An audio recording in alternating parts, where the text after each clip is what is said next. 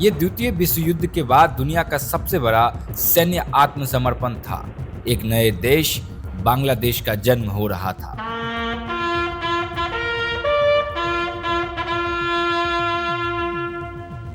दुनिया ने इसे प्रधानमंत्री इंदिरा गांधी के साहस और फील्ड मार्शल सैम मानेकशॉ की सैन्य प्रतिभा की जीत के तौर पर देखा, और बेशक वो इस तारीफ के हकदार थे। लेकिन इस ऐतिहासिक जीत के पीछे एक ऐसे रक्षा मंत्री का दिमाग, धैर्य और बेमिसाल रणनीति थी जिसे इतिहास ने अक्सर भुला दिया। एक ऐसा नेता जो समाज के सबसे निचली पायदान से उठ के देश के सबसे ऊंचे पदों में से एक पर पहुंचा और अपनी सूझबूझ से पाकिस्तान के 2 टुकड़े कर दिए। ये कहानी है बाबू जगजीवन राम की, उस दलित नेता की जिसने न सिर्फ जंग के मैदान में पाकिस्तान को हराया, बल्कि कूटनीति की बिसात पर दुनिया को भी मात दे दी।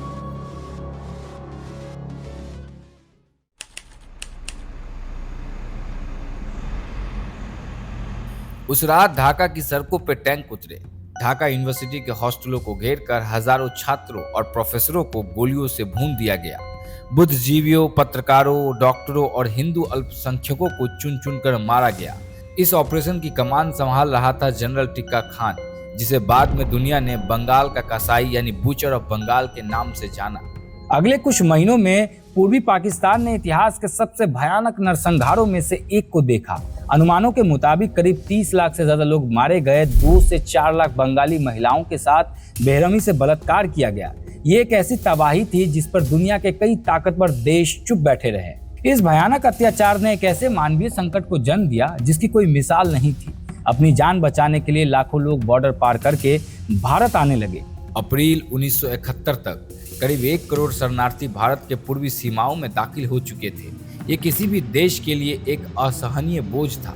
भारत के पश्चिम बंगाल, असम, त्रिपुरा और मेघालय जैसे राज्य इस शरणार्थी संकट से चरमरा गए। अब ये सिर्फ पाकिस्तानी का अंदरूनी मामला नहीं रह गया था, ये भारत की राष्ट्रीय सुरक्षा और अर्थव्यवस्था पर एक सीधा हमला था।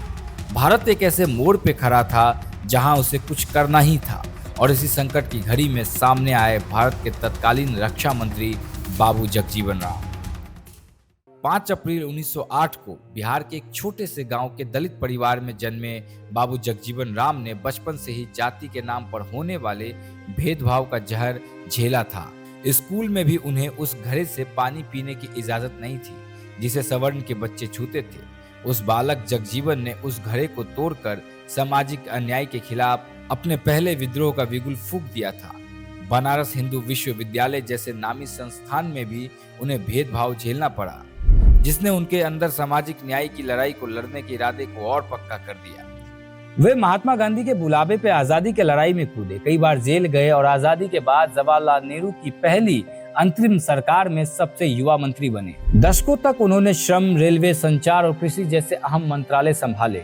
जब 1966-67 में देश में भयंकर अकाल पड़ा तो कृषि मंत्री के तौर पर उन्होंने हरित क्रांति की नींव रखकर भारत को अनाज के मामले में आत्मनिर्भर बनाया। वो एक ऐसे नेता थे जिन्हें मुश्किल हालात को संभालने के लिए जाना जाता था।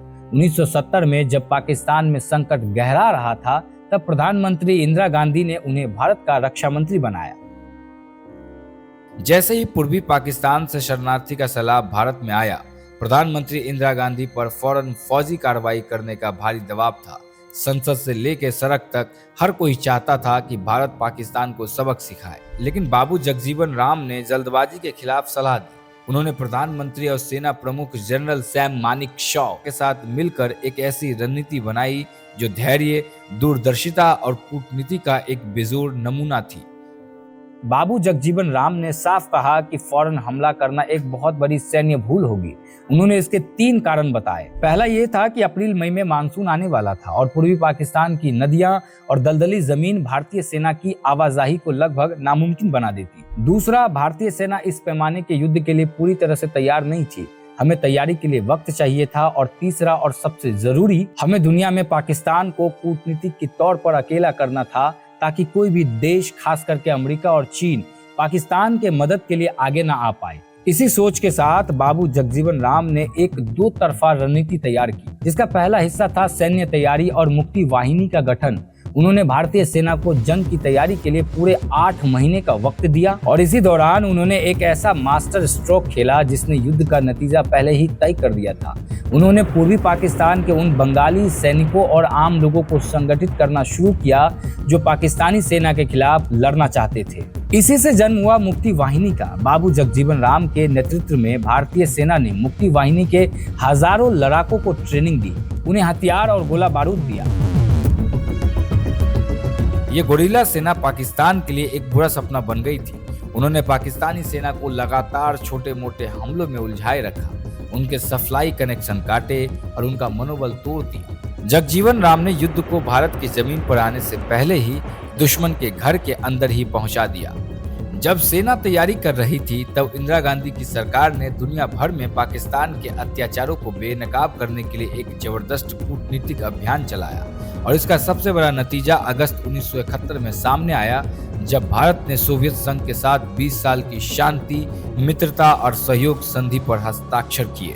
इस संधि ने अमेरिका और चीन को एक साफ संदेश दे दिया कि अगर उन्होंने पाकिस्तान की तरफ से जंग में दखल दिया तो उन्हें सोवियत संघ का सामना करना पड़ेगा।